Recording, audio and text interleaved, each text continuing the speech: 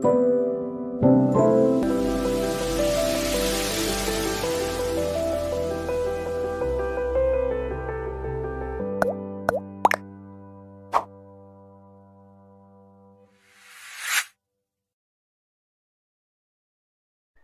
नानी बाबुलाई भन्न सकौं, तिमी म जस्तै बन्नुपर्छ।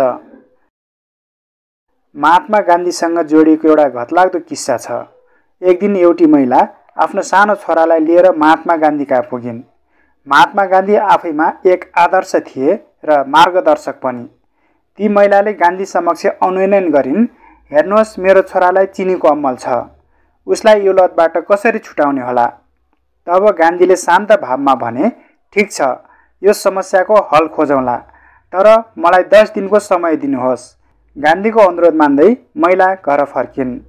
10 दिन बित्यो। उनी छोरालाई डोर्याउँदै फेरि गान्धीकहाँ पुगिन्। महिलाले गान्धीसँग उही कुरा दोहोर्याइन्, अब के गर्ने होला?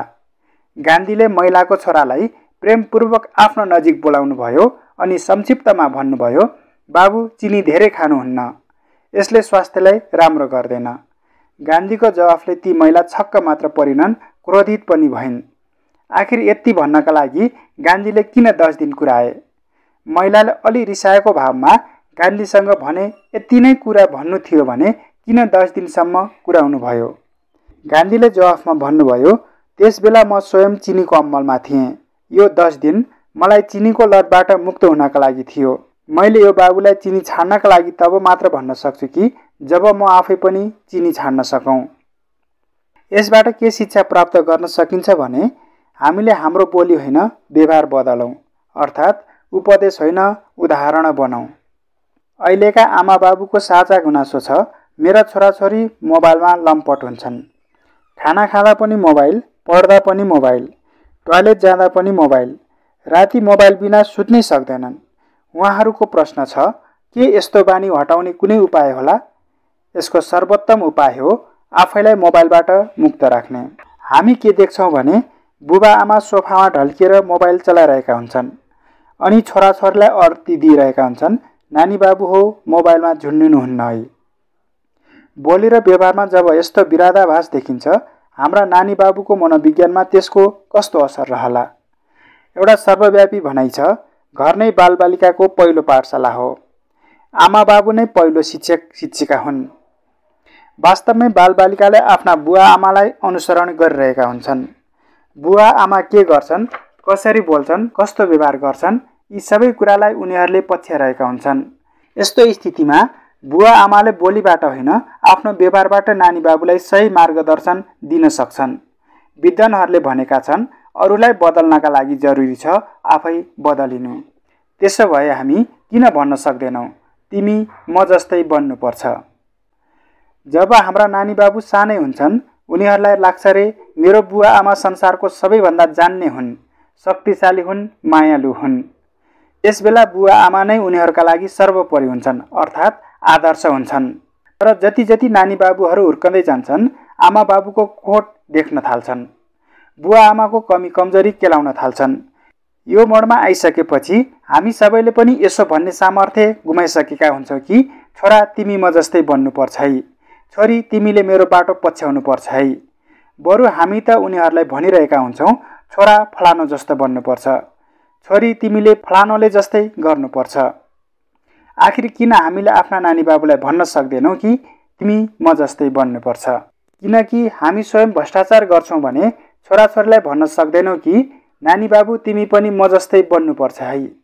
हामी स्वयं कामचोर छौँ भने छोराछोरीलाई भन्न सक्दैनौँ कि नानी बाबु तिमीहरू म जस्तै हुनु है। किनभने हामी आफ्ना छोराछोरी सधैँ सत्यवान र कर्मठ देख्न चाहन्छौँ। उनीहरू समृद्ध, प्रभावशाली र प्रखर देख्न चाहन्छौँ। उनीहरू इमान्दार, कर्तव्यनिष्ठ र कर्मयोगी देख्न चाहन्छौँ। तर हामीले आफ्ना बालबालिकालाई जस्तो देख्न चाहेका छौँ, हामी आफै चाहिँ त्यस्तो बन्ने प्रयासमा छौँ वा छैनौँ, मनन गर्नै पर्ने प्रश्न हो।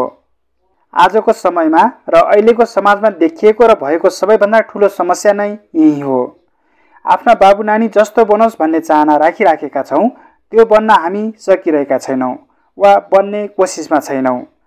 त्यसैले आजै अहिले नै सबैभन्दा पहिला हरेक आमा बाबु नै सच्चिनुको विकल्प छैन, तर पहिला हामी आमा बाबु नै नानी बाबुको रोल मोडल बन्न सक्नुपर्छ। कुनै दिन छोराछोरीलाई सोधौँ, तिमी कस्तो बन्न चाहन्छौ? त्यस बेला छोराछोरीले भनुन्, तपाईँ जस्तै।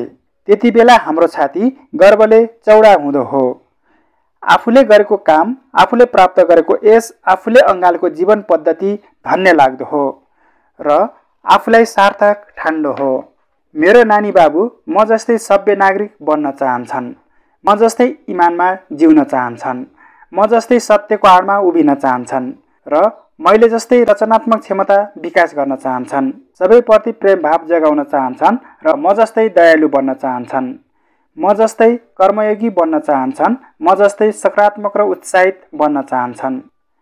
छोराछोरीले सानो छँदा हामीलाई जुन आँखाले हेर्छन्, जीवनभर त्यही दृष्टि कायम रहोस्।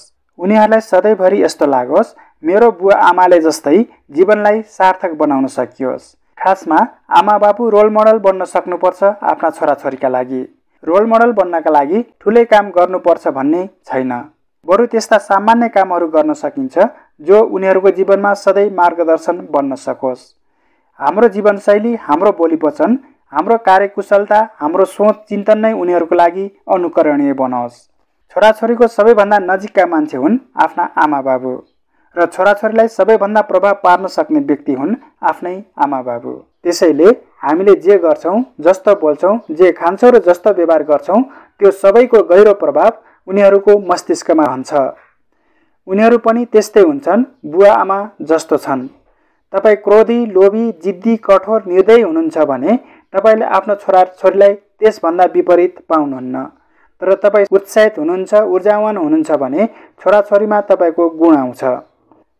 त्यसैले तपाईँ पक्का हुनुहोस् कि मेरा छोराछोरी कस्तो बनाउने भन्दा पनि म कस्तो बन्ने। तपाईँ जस्तो बन्नुहुन्छ, नानी बाबुहरू त्यस्तै बन्न चाहन्छन्। यो कुरो हो जस्तो लाग्छ भने आजैबाट सुरु गरेर हेर्नुहोला। होइन जस्तो लाग्छ भने पनि आजैबाट एकपटक यो कुरा कार्यान्वयन गरेर हेर्नुहोला। अवश्य पनि सकारात्मक सुधार पाउनुहुनेछ र राम्रो हुनेछ।